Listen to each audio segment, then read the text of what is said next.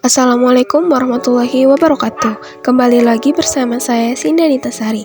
Dalam video kali ini kita akan membahas mengenai ekonomi moneter Islam. Sebelumnya, perkenalkan, saya Sindanita Sari dari kelas Perbankan Syariah 4B. Video ini dibuat untuk memenuhi tugas mata kuliah Ekonomi Keuangan dan Moneter yang diampu oleh Bu Haider Rahmaini Jamila, MSc IBF. Nah, langsung saja kita akan membahas mengenai apa itu ekonomi moneter Islam. Kebijakan moneter dalam Islam adalah serangkaian langkah yang diambil oleh otoritas moneter untuk mengatur sistem keuangan tanpa menggunakan instrumen berbasis bunga, di mana prinsip utama dalam ekonomi moneter Islam ini adalah profit and loss sharing atau bagi hasil dan larangan riba. Sementara sama-sama kita ketahui bahwa pengaruh kebijakan moneter terhadap perekonomian sangatlah besar karena kebijakan ini mengatur jumlah uang beredar, suku bunga, dan stabilitas inflasi. Sementara bank sentral mempunyai kemampuan untuk mempengaruhi tingkat konsumsi dan investasi masyarakat melalui perubahan tingkat suku bunga atau jumlah uang yang beredar. Namun, dalam ekonomi moneter Islam, adanya larangan riba ataupun bunga bank ini menjadikan adanya sedikit perbedaan antara bank konvensional dan juga bank syariah. Kemudian ada sejarah ekonomi moneter. Yang pertama pada masa Fatimiyah tahun 909 sampai 1971 Masehi. Kondisi ekonomi dan politik regional pada masa Fatimiyah ini memiliki dampak yang signifikan terhadap kebijakan moneter yang diadopsi. Karena penggunaan mata uang dinar dan dirham mencerminkan konsistensi pada prinsip-prinsip ekonomi Islam yang mendorong penggunaan logam mulia sebagai standar nilai. Yang kedua ada masa Mamalik tahun 1950 sampai 1517 Masehi. Seperti yang terjadi pada masa Fatimiyah, Mamalik juga meneruskan penggunaan mata uang emas dan perak, di mana kebijakan moneter Mamalik mencerminkan keterlibatan mereka dalam tradisi Islam dalam sistem keuangan, di mana prinsip-prinsip Islam seperti keadilan, ekonomi, dan stabilitas uang terus menjadi pertimbangan utama dalam pengelolaan kebijakan moneter. Yang ketiga ada masa Safawiyah tahun 1501 sampai 1736 Masehi. Kebijakan moneter pada masa ini juga tercermin dari upaya untuk mengelola dan memanfaatkan sumber daya dengan bijak.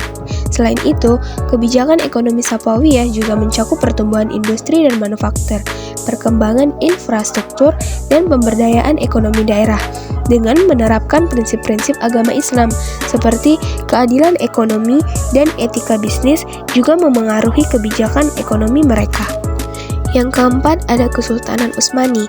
Kesultanan Utsmani menerapkan sistem mata uang bimetal yang mencakup penggunaan dua logam berharga sebagai standar nilai, yaitu emas dan perak.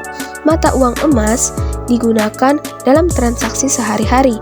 Nah, sistem ini memberikan fleksibilitas dan stabilitas dalam perdagangan. Kekuatan ekonomi dan politik Kesultanan Utsmani memainkan peranan penting dalam menentukan kebijakan moneter mereka. Stabilitas dan kemakmuran ekonomi Kesultanan Utsmani memberikan dasar bagi sistem keuangan yang kokoh. Selanjutnya ada prinsip kebijakan moneter Islam. Yang pertama menolak riba dan spekulasi.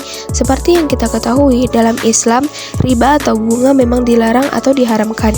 Yang kedua, keadilan distribusi kekayaan. Nah, dalam Islam juga, keadilan sangatlah ditekankan apalagi dalam kegiatan perekonomian. Karena kegiatan perekonomian juga salah satu upaya di mana kita tak dapat mendistribusikan kekayaan atau harta yang kita miliki melalui zakat ataupun infak. Yang ketiga ada pengelolaan uang yang produktif dan tidak menimbun kekayaan. Nah, yang terakhir ada saran dan strategi kebijakan moneter.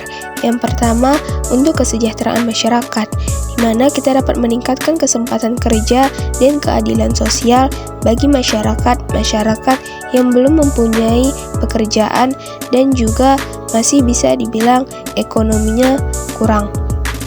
Yang kedua ada stabilitas nilai uang, yaitu menjaga nilai tukar dan inflasi yang rendah.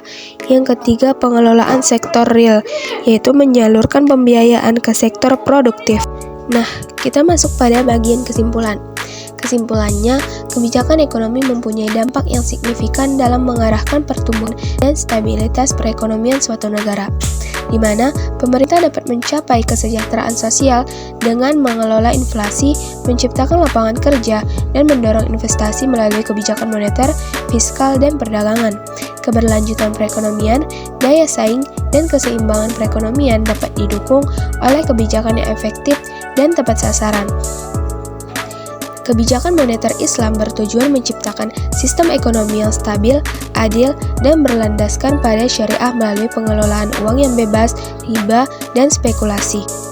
Dengan prinsip seperti keadilan, distribusi kekayaan, dan pengelolaan sektor real menjadi fondasi paling utama dalam kebijakan moneter Islam ini.